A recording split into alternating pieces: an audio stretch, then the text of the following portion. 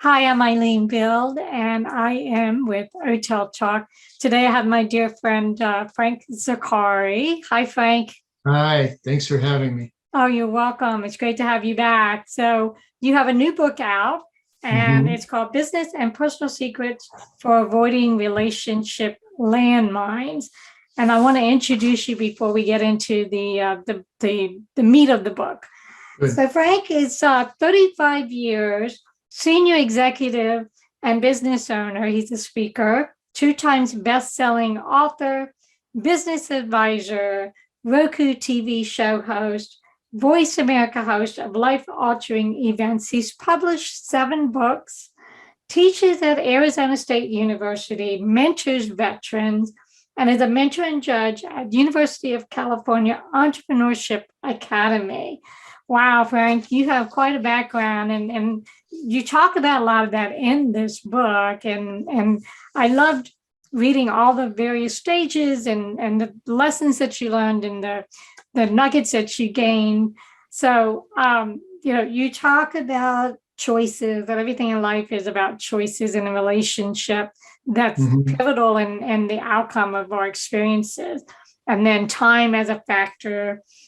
Listening, how important it is that we listen and really pay attention to the other person, whether it's business or a personal relationship. Absolutely. And then emotions versus intelligence. I think that will be a really interesting topic for us to tap into, because a lot of females, especially, we operate on emotion, and a lot of males operate on intelligence. So I want to hear your perspective on that. And then, of course, conflict. Every relationship has conflict at some point, and you do talk about how you handled that throughout your career in both your personal and professional life. So I'm going to let you take it from here. Perfect. One of the things, this is part of a series of books, and the first book in the series was Business Secrets for Walking on Water. And that dealt with more of the things you don't see coming when you're a business owner. So what I found in 35 plus years is the things that sink you are not what you know, it's what you don't know, or what you don't see coming. So when that book came out and made bestseller, yay, then the feedback was, well, let's zero in on relationships, because no matter whether you want to believe it or not, everybody's in the relationship business. We just are. And our successes or our failures are often based on the quality of our relationships. And I had, when I was coming up, it was basically that keep all that stuff outside the door, right? That doesn't matter. Okay, you have a business life, you have a personal life, right? That's not the case, because I tried for many, many years to keep them separate, and I failed miserably. And when one side of your life is floundering, it is going to bleed over into the other side. It's going to have an impact. So if you're having a problem at home with your spouse and things are stressful and you're at work, that's going to be in the back of your mind. So you're going to be a little shorter with people at work. You're not going to be as focused or as listening. Same way going the other way. So finding a balance was a chapter we put in the book. And is there a balance, and how do you find that balance? And as you said in the beginning, Eileen, it says everything comes down to choice. And one of the things I heard for years and years was, I didn't have an opportunity, I didn't get a break, I didn't have this, I didn't have that. So I'm sorry, guys. Stuff happens to everybody. Okay, good, bad. Everybody has good luck, everybody has bad luck. What are you doing with it? What choice are you making when life deals you a bad hand? Now, you can wallow in it, or you can just say, all right, I'm going to pick up the pieces. I'm going to start moving forward. Maybe I have to change my life. Maybe in my case, I ended up getting divorced. Whole new pattern, a whole new career choice, a whole new everything. And it is scary as hell when you're going to have to make those kind of decisions and choices, because you're coming outside of something where you've been at a great deal of success.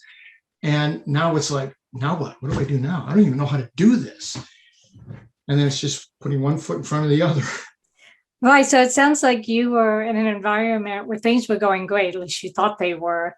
Yes. And then you realized at some point the red flags started showing up where you had a turning point that totally changed your life.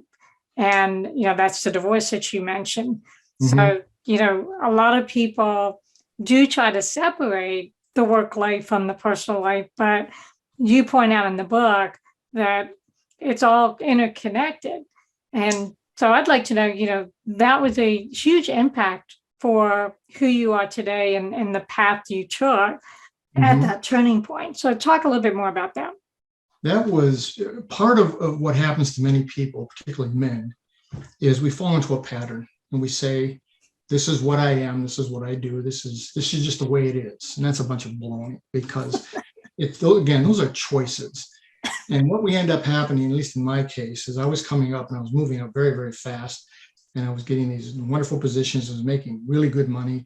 And the way I was raised and brought up in the business world was, as long as your professional life is good, your family life will be fine, because you're taking care of your family and you have money and you can do whatever you need to do. Well, that doesn't work.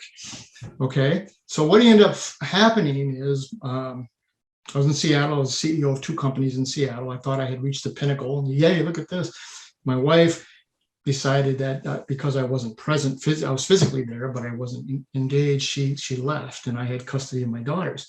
So something has to change, right? So I have to get out of high tech, because I was traveling all the time, and I get into insurance, which is like dying and going to hell when you're coming from high tech. So I'm leaving a state, I'm leaving Washington, moving back to California. I'm leaving an industry that I'm very comfortable with, and I'm going to an industry I know nothing about and don't particularly like. So I had to go see counseling. And in the point of counseling, one of the things they kept bringing up was, some of your unconscious biases or some of the thought patterns that you have developed over the years put you in autopilot. So a situation comes up and it's an automatic reaction. It's not, I thought it through, I'm thinking about it. And one of the things in my case, when the examples was this counselor, I went to a woman counselor on purpose. I needed to hear from a woman, because apparently I wasn't very good at relationships with women for a long time. So she said to me, Frank, you have what's called the white knight syndrome. And I went, all right, what's that? And she said, I was the oldest of 5 children in 8 years. So one of my jobs was to be the guardian, the protector, the watcher, the whole thing. She says, now you've carried that into your adult life, and you are attracted to people that you deem are damaged, or you deem need help, or you deem you can heal them or make them better. Okay, that's not the case, but that's what you're attracted to. And then you move into that environment, and then one or the other of you outgrow it, because that's not what the real need was. And then your relationship falls apart, and it fails. And then you're, okay, now what? And so what you've been doing is you pick up the pieces and you go right back into the same model again.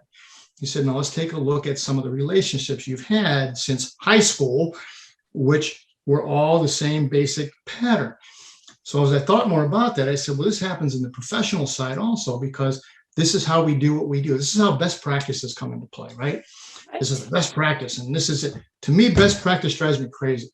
I talked with Mark O'Brien. Mark O'Brien said the same thing. He says, best practice means I'm done trying. This is the best it's going to be, right? And so I saw a number of companies that I involve myself with is that they're following their best practice all the way to extinction. Well, the consultant said this is the best way to go. Okay, well, the consultant is getting paid to write a report. You have to execute the report. Does the report make any sense? And why are you following something that doesn't seem to be working as well as you believe it should work? And the best example I had, Eileen, was, it's an old one, but when, for those of us who are old enough to remember, the telephone company, when you couldn't buy a phone, you had to rent a phone, and you had to rent it forever, right? And you could only get it on the desk or on the wall. And that was the only choices. And that you could get it, and you only could get it from Western Electric. Well, that's maximum manufacturing efficiency. 2 models, 2 lines, 2 production systems. Perfect. Okay. Industry deregulates. Now people can buy whatever phone they want. They want a red phone, a Mickey Mouse phone, a princess phone, whatever it is. Western Electric says, no, best practice, we're staying with our model. Okay, Western Electric's gone. So here was this powerhouse organization created a best practice, and then rested on their laurels and didn't look inwardly to some of those unconscious biases to say, well, why did we choose that? And what was the purpose of that? And does it still serve us? And that's something that's changed radically in my life, is because now in custody of 2 young girls, and having never been a teenage girl, that was a real challenge. It was like, oh my God. But it made me look introspectively as to why am I acting the way I am? Let's think about, stop. When the thought that the issue comes in, stop, put a stop sign up, think, okay, what's really being said here? What's really happening here? And what is it that is the best for all parties going forward? And then I met you and Kat Canavas and Dennis, and things have changed radically as far as life choices and being more engaged in more into the emotion and the feeling, which to me was very, very foreign, because I was always told, keep your emotions at the door, don't bring them in here. There's no room for emotions.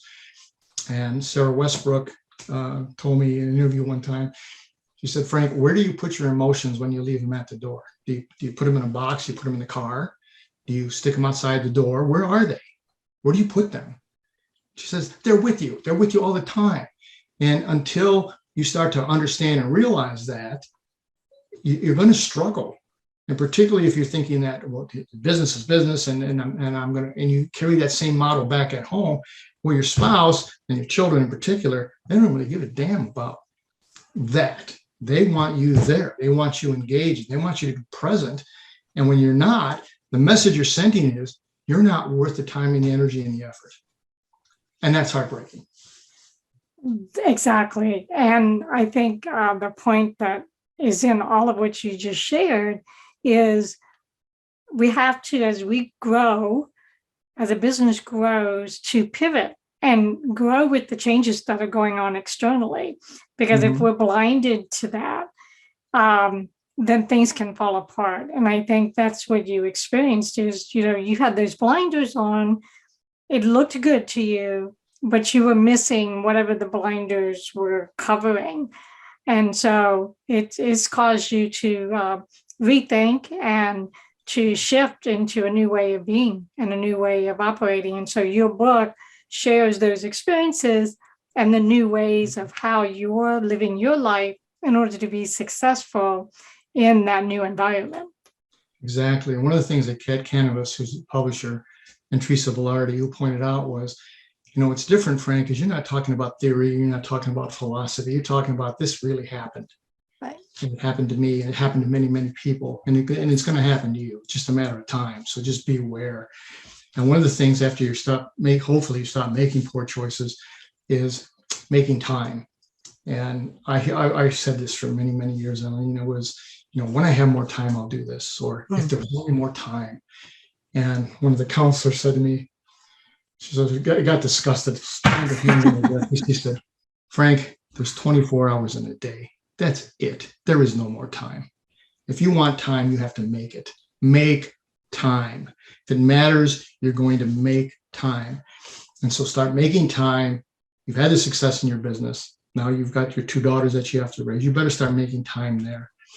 And one of the things, again, Sarah Westbrook said to me when we were talking about this, she said, Frank, you went from this position where you're making a lot of money, you had this power and this prestige and all this other stuff, and you traded that for time, because it was like falling off a cliff financially. Right. And she said, but you made time with your children.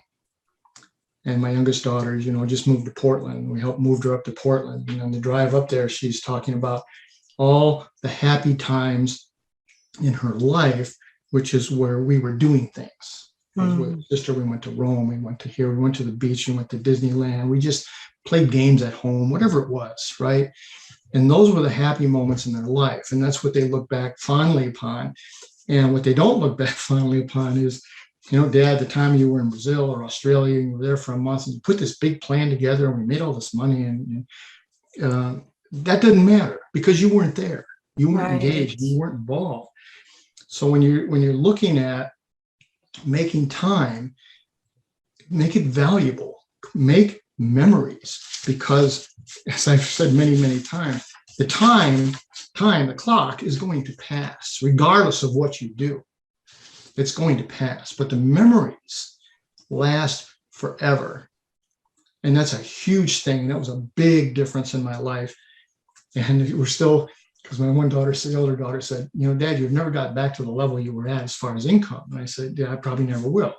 But I'm happier than I have been before. My mindset is better and clearer. I think I was a better father post divorce, and I have grandchildren. So that's what it's all about. Is being together and having time and making the memories. That's the key thing. And you've learned what the landmines are through your own experiences, and you point those out in your book. So is there a particular landmine that you think a lot of people experience, but can you forewarn them as we're talking today? Some of those landmines are one of them that might help somebody because they're listening to this? Well, the biggest landmine is listening to connect, or failing to listen to connect. That to me is the one that explodes the most, because most people are listening to respond, or listening to react, or if they're talking to convince and not understand. And that's a huge problem, because if you're not listening to connect with somebody, you're just basically telling them, I don't see you, I don't hear you, and you really don't matter. Right? So if it's in a family situation, your kids just they blow you off. Why do you even bother talking to you? I'm going to go engage with my friends. If it's a spouse, worse things happen. But if you're at work, you have the staff that stops talking. And where I came up, there was a lot of that went on. You'd be in these meetings and the boss pounding on the desk, and this is what we're going to do, blah, blah, blah. And any questions? Well, nobody said anything because he wasn't listening. So you were constantly circling the drain, going down and down and down. And the guy kept wondering, why in God's name are we not getting this done? So, well, you're not taking any input from anybody. You basically have to be the smartest guy in the room, and therefore you need to come up with a solution. So when you listen to connect, you're telling people, you matter. I need to hear what you have to say. And if you have something that's better than what we're currently doing, well, then let's go do it. Okay. Yeah, I mean, that's awesome. And that's the way all businesses should operate. So therefore, people feel a part of the whole system that's going on, and not just a cog in the wheel. By the way, you are developing workshops and classes based on your books and based on this book. Is that something that you will be teaching in a workshop? Yes. The first workshop will be on the first book, hopefully the end of this month.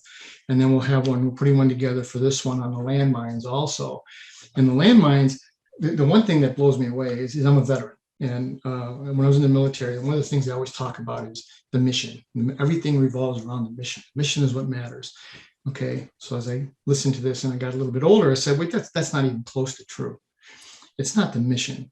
It's the relationship with the people that are in the mission with you. That's what makes the success or the failure. And that comes from, number one, listening, which most people don't do. Number two, taking what you heard and relating it to what the individual is saying, and then understanding what their position is. Because in order to have trust, you have to have the trust and respect. If you don't have trust and respect, it's going to fail. Oh, absolutely. If someone doesn't trust you, they're not going to listen, and they're going to discount what you say. So I would think trust is key. And when someone does trust you, then that respect will fall into place. And then you've got that strength of being, if it's a leader or you have a leadership position, then people will take you seriously and be more inclined to want to help you and want to be involved with whatever it is that you're trying to achieve. Absolutely. Right. So there was something in your book that I thought, I got to look at my notes real quickly. The Dumbass Handbook. I want you to, I read that. And I thought, oh, that is so hilarious. So talk a little bit about the Dumbass Handbook. Don't ask Hamburg. That was funny is, as I said, I didn't do very well in relationships with women. I just never was good at it, and mostly my fault. So after my wife had left, and I was talking to an old friend, and I said, it would really help if there was a book guideline on what people say and what they really mean, right? Because we've so often in a relationship, we don't say what we mean, or if we do say something, we say it at the wrong possible time, right? So she said a few days later, she sends me this clipping, and she said, Frank, this is what I call the Dumbass Handbook. Now you have no excuses. And the very first word in the Dumbass Handbook is fine. Okay. So what does fine mean? Okay. And she said, well, if it's a woman is saying fine to you, the man, this conversation is over. I'm done talking. We're finished. If you're the man, stop talking. That's good advice, actually. Yeah. Move away. Go somewhere else, do something different, because anything you say from that point forward is just going to continue to deteriorate the relationship, and it's going to get worse. It's not going to get better. So fine is not a good thing. The other one was, she said 5 minutes. Okay. The best way I can describe 5 minutes is I was getting my daughters, we're going to prom. And so all the girls were at our house getting ready. We had a makeup person come do all their makeup and all that stuff. Well, the school had said it takes too long to get all the pictures of the kids as they arrive at the prom. So start coming at 3:00 in the afternoon, be completely dressed, and then we'll take the pictures and all this stuff. Well, the guy my daughter was going with calls the house, right? And he says, this is like 1:30 in the afternoon, right? The makeup artist is just starting. Oh, no. Well, you need to be at the school at 3. She goes, there's no way we're going to be at school. And then we got like five young women at my house, right? Wow. And so then they all start going back and forth, right? And so he called, I don't know how many more times. And then I finally said, please let me talk to this guy. And I said, whatever his name was, I said, you don't have any sisters, I'll bet. And he goes, no, I don't. And I said, let me tell you something. When you tell the woman to hurry up, she is going to go slower. You tell her to hurry up, and there's a group of them like there are here. They're going to spend the next 15 to 20 minutes complaining about you and not do what you think you need to do, which is get ready faster. This isn't going to happen.